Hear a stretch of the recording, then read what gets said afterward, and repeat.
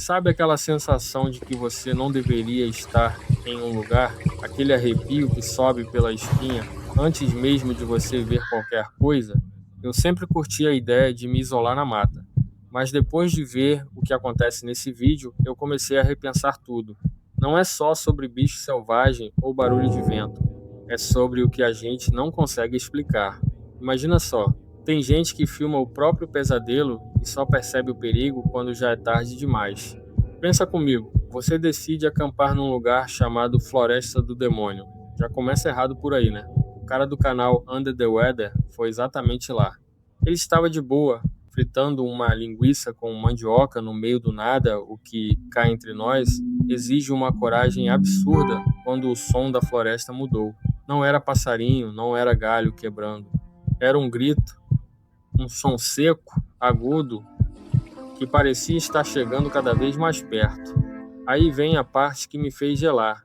Ele aponta a lanterna, que por sinal era horrível, parecia uma luz de celular descarregado, e entre as árvores aparece algo vermelho, parado, estático, sem rosto, sem movimento, só observando. Eu juro para vocês, se eu vejo uma silhueta vermelha me encarando no breu, eu não fico ali para conferir se é boneco ou fantasma. Eu saio deixando barraca, comida e tudo para trás. O que vocês fariam numa hora dessas? Mas se você acha que o cara do vulto vermelho foi bizarro, olha o que ele fez. Ele é caçador de pé grande e resolveu entrar na mata fechada. Só que ele cometeu o erro número 1 de qualquer pessoa que conhece o interior. Ele assobiou para a floresta. Gente, regra básica de sobrevivência.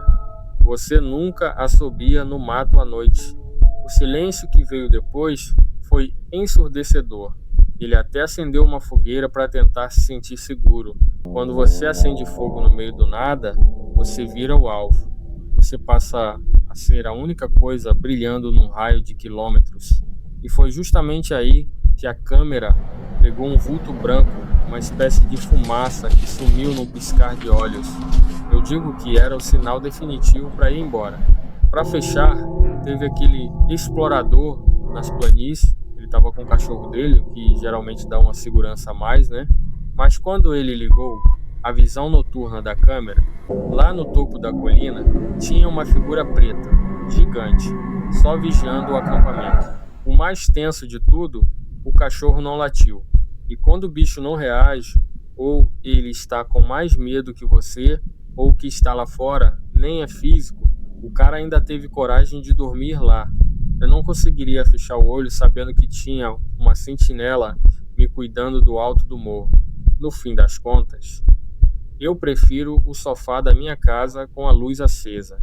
A nossa mente é mestre em criar monstros no escuro. Mas depois desses relatos, eu começo a achar que alguns monstros não precisam que a gente acredite neles para existirem. E você? Teria coragem de assobiar no meio do mato às 3 da manhã? Comenta aqui embaixo, porque eu passo longe. Valeu e cuidado com o que te observa do escuro. Até o próximo vídeo.